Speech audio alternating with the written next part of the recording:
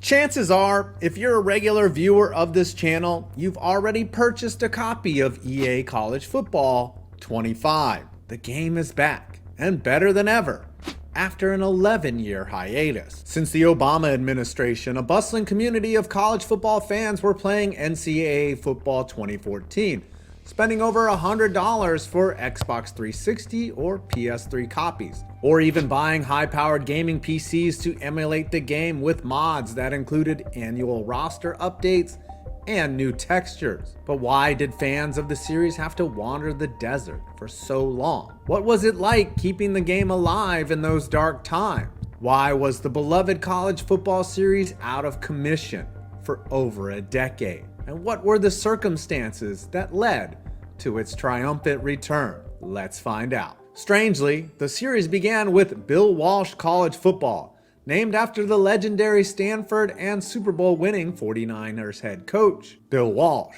This game, released by EA Sports in 1993, set the foundation for what would become NCAA football. As the franchise evolved, it incorporated real-life college teams, authentic stadiums, and gameplay that mirrored the intricacies and idiosyncrasies of college football, including the distinct differences between various college conferences and play styles. A hallmark of the series was its attention to detail, from team traditions to the unique atmosphere of college football stadiums. The games featured marching bands, fight songs, and even the pageantry of the college football mascots. EA Sports continuously improved the game's mechanics and graphics, making each new installment a must-have. The franchise was also known for introducing innovative features like the Dynasty mode, where players could manage a college football program over multiple seasons, and Road to Glory, a mode that followed a player's career from high school to potential stardom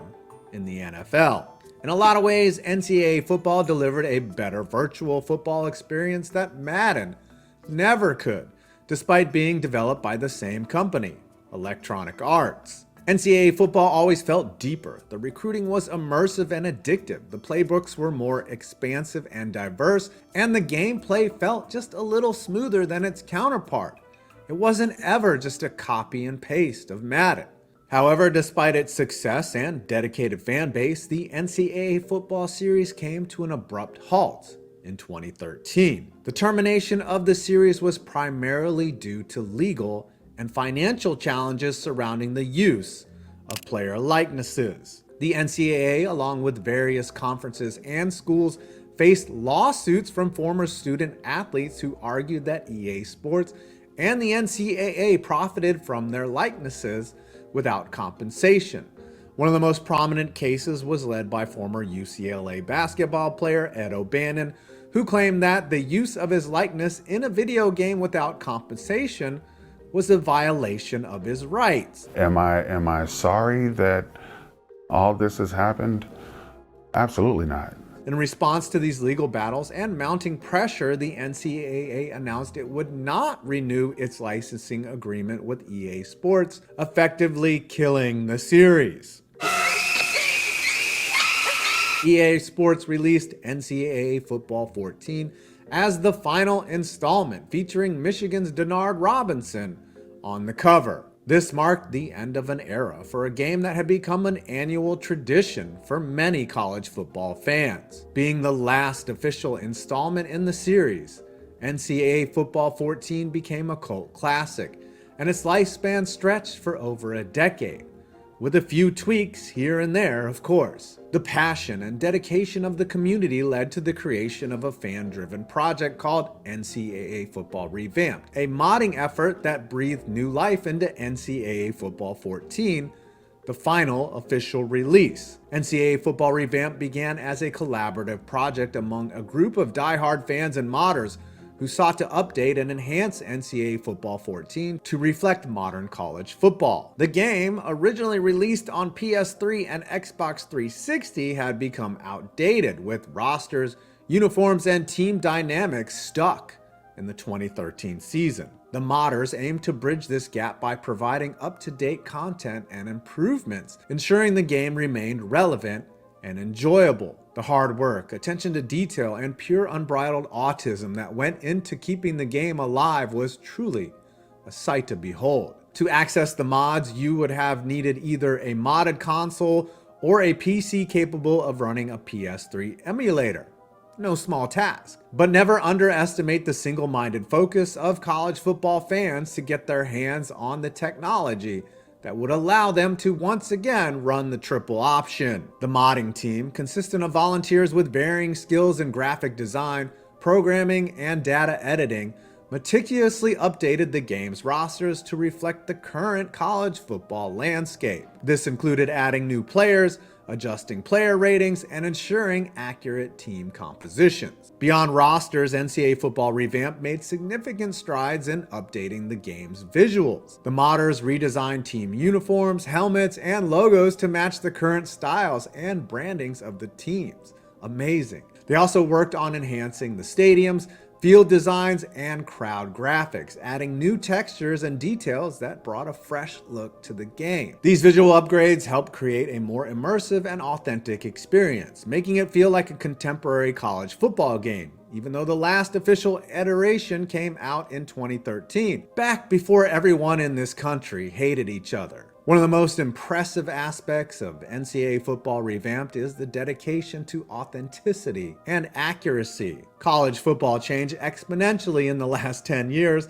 and the game did its best to reflect that evolution. Or devolution, depending on how you look at it. The modders incorporated changes to reflect real-world conference realignments, updated team entrances, and even the introduction of new schools to the FBS level. This attention to detail ensured that players could enjoy a gaming experience that closely mirrored the current state of college football. They also fostered a strong online presence with social forums, social media channels, and websites dedicated to sharing updates, troubleshooting, and providing support to players. They released regular updates known as versions, which included the latest changes and improvements. The best part, these updates were made available for free, demonstrating the community-driven nature of the project and the shared passion for the game. There's really no determination and drive that matches a college football fan scorned by the legal system. It's like Zach Hampel tackling a kid to get a foul ball. But finally, in 2021, there was a light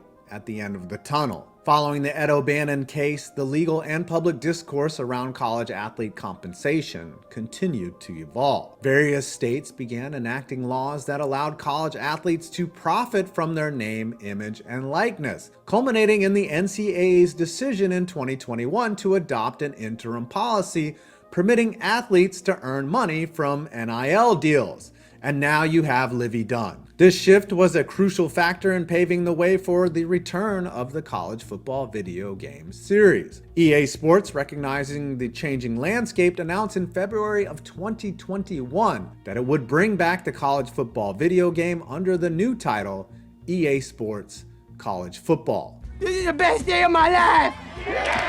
The announcement highlighted that the game would not use the NCAA branding, but would instead feature over 100 FBS schools, uniforms, and traditions. EA Sports also indicated that it was working on agreements with various partners, including schools, conferences, and licensing firms to use official logos, stadiums, and other trademarks. Despite the announcement, the issue of player likeness remained a sensitive topic. Initially, EA Sports proclaimed that the new game would not feature real players' names or likenesses. However, with the NCAA's new NIL policies in place, the possibility of including real players in future editions of the game became a reality. This move would allow athletes to opt in to having their likenesses used, potentially receiving compensation, which addresses one of the core issues that had led to this series hiatus. Just like the college football playoff, this finally seemed like some backwards thinking was being moved forward. The company engaged with several group licensing firms to address the challenges posed by the NCAA's ongoing restrictions, aiming to find an efficient way to allow thousands of FBS football players to opt into the game. Not an easy task. They eventually reached an agreement with One Team Partners, which planned to use an app for players to sign up to be featured in the game in exchange for a one-time payment of $600 and a free copy of EA Sports College Football. However, The deal sparked controversy. Critics argued that it underpaid players, particularly because it did not include a royalty component like professional athlete games typically do. In the summer of 2023, another group licensing firm, the Brander Group, filed a lawsuit against EA for choosing to partner with one team. Although the lawsuit was later dropped, it raised important questions about who holds authority over college athlete representation in a landscape without a formal union. After years in development, including a year-long delay, the game's release date was announced. It would drop in July of 2024, and it quickly became one of the most anticipated video games of all time. Of course, there were doubts, some understandable skepticism. The Madden series has long been criticized for its stale atmosphere, clunky gameplay, shallow game modes, and buggy releases. After seeing and playing the NFL's exclusive video game for the last 10 years, college football fans were understandably worried that the game would play like a Madden reskin, essentially meaning it would feature the same core gameplay and lack of sophistication with slight tweaking. That was certainly not the case. After 11 long years, EA Sports College Football dropped on July 19, 2024. The game does not feel like Madden. The presentation is slick, the atmosphere feels alive, the gameplay feels as high octane and unpredictable as real-life college football. Dynasty mode is deeper than Madden's franchise mode. Recruiting high school kids has proved complex, challenging, and ultimately rewarding. Finally, a way to DM high schoolers without getting in trouble. The game is not without its flaws, of course. We're talking about EA Sports. Users have pointed out plenty of bugs that have marred the grand release of the game, but the general consensus is that the gameplay is fun and challenging enough to excuse some of its bugs. At least for this year. If anything, the positive reception of the game proves that when you give a development company multiple years to build a game from the ground up, the results are far better than when they're put on a yearly release cycle, as is the case with Madden, NBA 2K, and MLB The Show. College Football 25 is a good foundation for the series. Is it perfect? Hell no. But the absence of the series and the strong debut has given EA the grace and positive PR that it's long been searching for from the video game community. And it's proving to be well worth the wait.